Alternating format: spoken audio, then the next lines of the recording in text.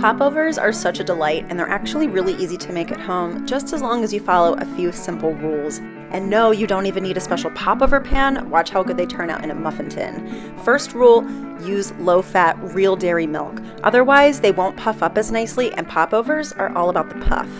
Warm it up with a little butter, sugar, and salt, then let it cool down a little before you whisk it together with some eggs. Next rule, you want to use bread flour, not all-purpose. The higher protein content is going to give these lots of structure so they hold their shape and don't deflate.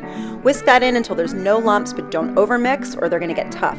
Now the batter needs to rest for about an hour. You can even make this up to a day ahead. Just bring it up to room temp before baking. Now when you're ready to bake, preheat the oven to 450, then grease a muffin tin and pop it inside to get nice and hot. Give the batter another whisk and then pour it into all but the middle 2 muffin cups, which is going to help them rise nice and evenly.